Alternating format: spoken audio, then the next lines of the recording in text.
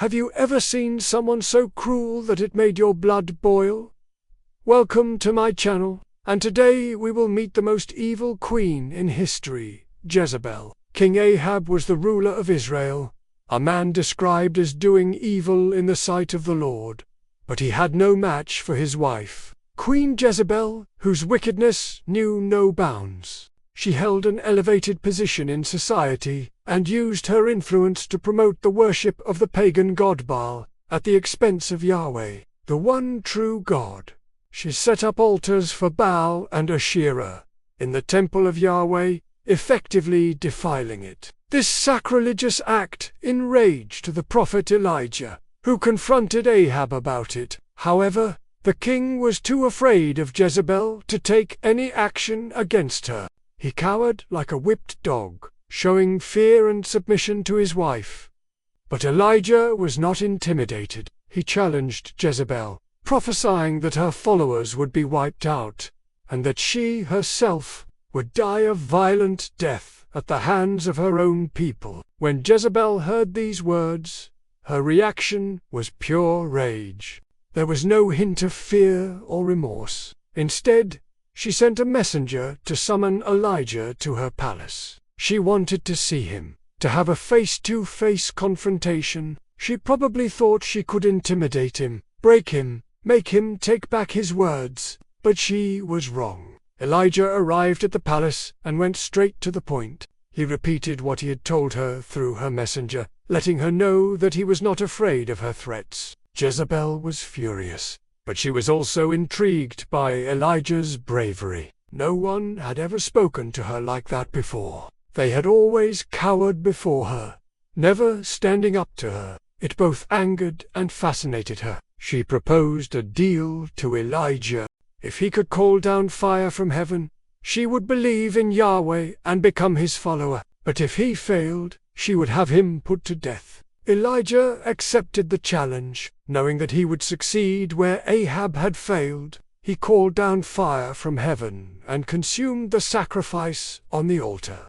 Jezebel watched in awe as this miracle unfolded before her eyes. But she did not keep her end of the bargain. Instead, she continued to persecute Elijah's followers, just as he had predicted she would. She tried to kill him, sending her soldiers after him. But Elijah was too quick for her. He escaped and hid by the brook Cherith, where God provided for him with food and drink from the ravens. Jezebel did not give up, though. She sent another messenger to tell Elijah that she would stop pursuing him if he agreed to meet with her again. He accepted, perhaps hoping to reason with her once more, but Jezebel had other plans. When Elijah arrived, she had him bound with ropes and prepared to sacrifice him to Baal. But just as she was about to carry out her wicked plan, God intervened. He sent a whirlwind that killed all of Baal's prophets. Then Elijah led a massive revolt against Jezebel, killing her followers and seizing control of the kingdom. Finally, Jezebel was executed, her head cut off and thrown into the same pit that had been dug for Ahab. In this way, God had avenged the death of his servant, Elijah. But the story does not end there. After Ahab died, his son Ahaziah took over as king. Like his father, he turned away from Yahweh and began to worship Baal. This move angered Elisha's successor Elisha, who cursed the king, causing him to go blind. Blind and ashamed, Ahaziah repented and begged for forgiveness. God heard his prayer and restored his sight. But the most surprising part of the story is yet to come. Jezebel's sister, who had abandoned her post as queen mother to live as a cult prostitute, played a crucial role in this miraculous recovery. She left her sinful life behind and devoted herself to raising her nephew Jehu, who would one day become king. Years later, when the time was right, Elisha sent Jehu to destroy the remaining followers of Baal and completely eradicate the worship of this false god from the kingdom. Jehu carried out his mission with zeal, killing Ahaziah's mother and all those who still promoted Baal worship.